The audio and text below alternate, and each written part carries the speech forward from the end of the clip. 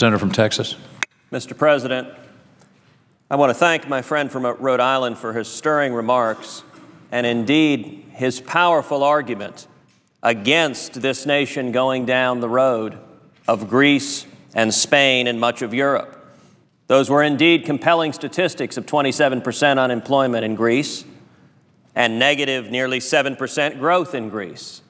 And I found myself moved looking at those statistics that all of us should act and act with leadership to prevent going down that road, to stop the out-of-control spending, the out-of-control debt that put Greece and Spain in those circumstances. We are right now in a situation where our nation faces debts larger than our entire economy, greater than 100% of our entire economy. That's where the United States is right now. And I would suggest the irresponsible policies of this Congress and this administration is why we are seeing stagnant growth. Last quarter, our economy grew 0.1%.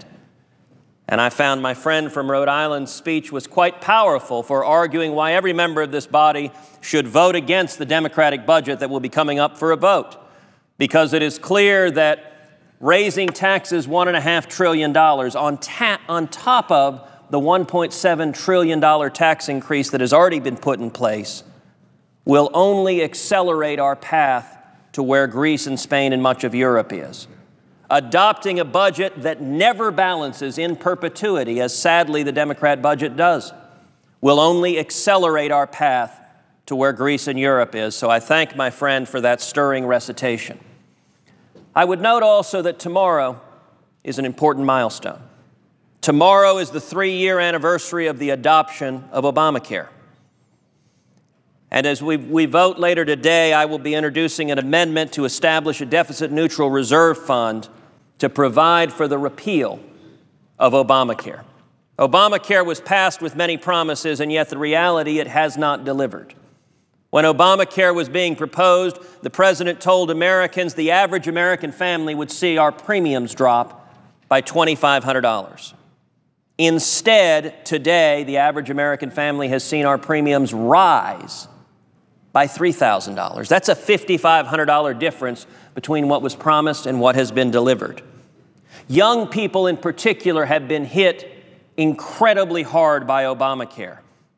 The actuaries predict that young people trying to climb the economic ladder could see their premiums rise anywhere between 145% and 189%. Seniors also have been hit severely by Obamacare. As a result of Obamacare, 14 million, nearly 15 million seniors are on Medicare Advantage. Half of them will lose their Medicare Advantage coverage as a result of Obamacare. 7 million seniors will lose Medicare Advantage, and I would note a very large percentage of those are low-income seniors, are Hispanic seniors, are African-American seniors. Every one of us should ask, when confronted with Hispanic seniors in our states, why is it that we are content to see 7 million seniors lose their Medicare Advantage program? I would suggest we should not be. Last Wednesday, all 45 Republicans stood united, voting in support of an amendment I offered to delay funding Obamacare at least until our economy gets growing. Our economy is stagnant right now. It is not growing. Last quarter, it was 0.1%. And sadly, every Democrat who voted to continue implementing Obamacare even as the economy is gasping for breath and to risk very potentially knocking this nation into a recession. I would urge this body to reconsider that decision, and when so many people are hurting, not to put the kind of impact that could send this country backwards into a recession. Obamacare itself includes some 20 tax increases over $1 trillion, and many in this body talk about the middle class, though many of those tax increases fall directly on the middle class. Now, yesterday, over 70 members of this body voted against the medical devices tax. I celebrate that. That is a terrific recognition of the tax burdens of Obamacare, and I hope that that amendment is not simply voted on in an aspirational sense, but that it becomes law and we repeal that amendment. And yet, Mr. President, I would suggest The medical devices industry, a critical industry, employs a virtual army of lobbyists. The lesson yesterday illustrated is if you are wealthy, if you are connected, if you are an important industry with lobbyists that can get senators to come to cocktail parties, you too can see some of the burdens of Obamacare perhaps lifted from you. But as we voted for that, and I happily voted to lift that tax, it struck me, what about the millions of small businesses that don't have lobbyists in Washington, that don't have the ability to corral senators and say it is so important that this burden not fall on me? We respond quite rightly to the pleas from one powerful industry, and yet we ignore the pleas from the mom and pop shops, from the millions who are struggling. And I will note, if you look at the Hispanic community, there are 2.3 million Hispanic small business owners in this country. Roughly 1 in 8 Hispanic households is a small business owner. And you know what? They don't have lobbyists here that capture the attention of some 70 senators. Instead, they face the cost and the burdens from Obamacare.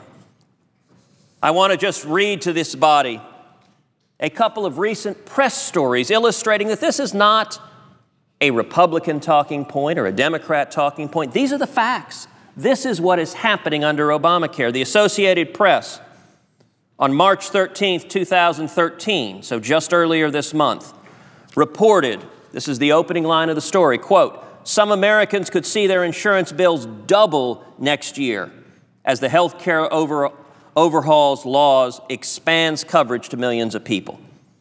It goes on to say the biggest price hikes are expected to hit a group that represents a relatively small slice of the insured population.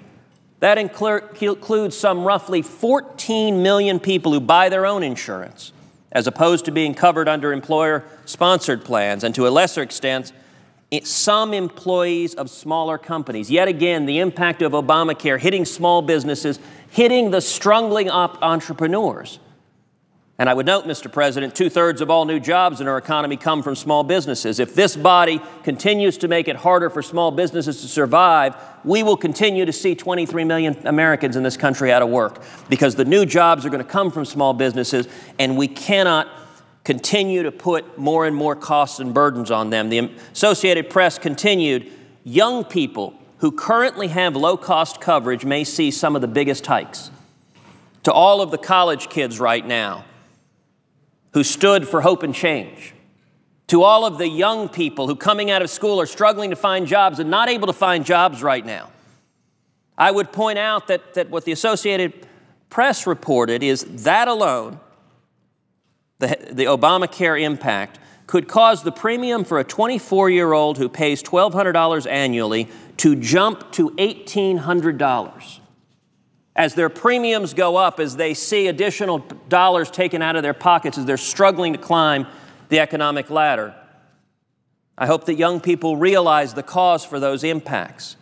Just this week, the Washington Post, hardly a bastion for conservative thought, had a major story headlined, "Healthcare Law Uncertainty Grips Old Town Alexandria Cafe and Other Small Businesses."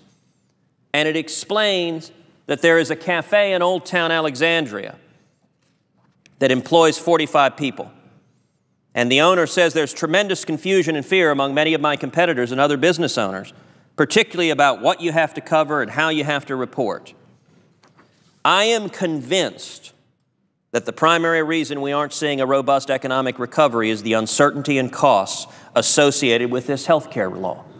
This is from a small business owner saying, why don't we see growth? Why don't we see the economy booming? Because Obamacare stays in force and it is crippling jobs. The Washington Post continues that 1 in 8 small business owners who responded to a survey by the National Federation of Independent Businesses said their health insurance providers had notified them their plans would be terminated. 1 in 8 small businesses.